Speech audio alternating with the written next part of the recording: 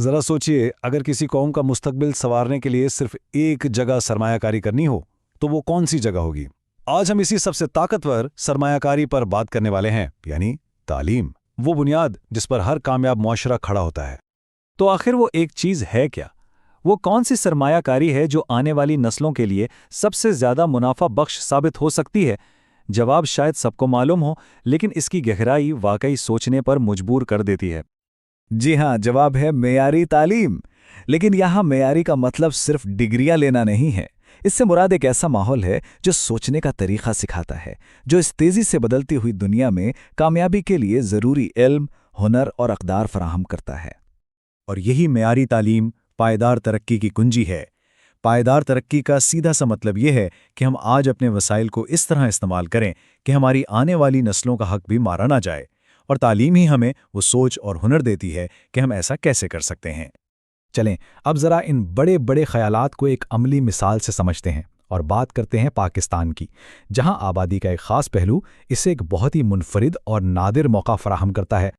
یہاں کی 60% سے زیادہ آبادی 30 سال سے کم عمر کی ہے۔ یہ صرف ایک اعداد و شمار نہیں ہے، یہ ایک ایسی زبردست توانائی ہے جو ملک کی تقدیر بدلنے کی صلاحیت رکھتی ہے۔ اور یہ بات اس اقتباس میں کتنی خوبصورتی سے کہی گئی ہے کہ یہ لاکھوں نوجوان ایک خاموش صلاحیت ہیں۔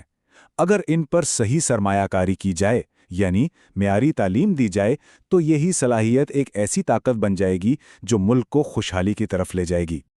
تو سوال یہ ہے کہ یہ نوجوان آبادی معیشت کو آگے کیسے بڑھا سکتی ہے؟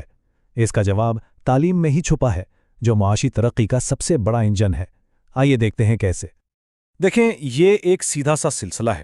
جب تعلیم لوگوں کو وہ ہنر سکھاتی ہے جن کی مارکیٹ میں واقعی ضرورت ہے، تو کمپنیاں انہیں نوکریاں دیتی ہیں۔ اس سے نہ صرف لوگوں کی آمدنی بڑھتی ہے، بلکہ پوری معیشت کا پہیہ تیزی سے گھومنے لگتا ہے۔ لیکن کون سی مہارتیں سب سے زیادہ اہم ہیں؟ آج کی دنیا میں صرف معلومات کا ہونا کافی نہیں ہے۔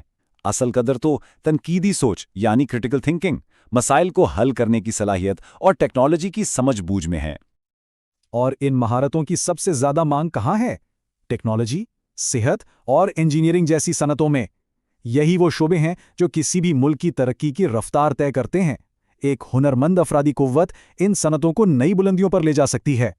تو خلاصہ یہ ہے کہ تعلیم یافتہ دماغ صرف نوکریاں ڈھونڈتے نہیں، بلکہ وہ نئی نوکریاں، نئی مصنوعات اور نئے آئیڈیاز بھی تخلیق کرتے ہیں جو پوری معیشت کو آگے بڑھاتے ہیں۔ لیکن تعلیم کا اثر صرف بینک اکاؤنٹ تک ہی محدود نہیں ہوتا، یہ اس سے کہیں بڑھ کر ہے۔ یہ انسان کی سوچ بدلتی ہے، اس کی شخصیت کو نکھارتی ہے اور افراد کو اپنی زندگی کا کنٹرول اپنے ہاتھ میں لینے کی طاقت دیتی ہے۔ سب سے پہلے تو تعلیم پڑھنا لکھنا سکھاتی ہے۔ یہ علم کی ایک پوری نئی دنیا کا دروازہ کھول دیتی ہے۔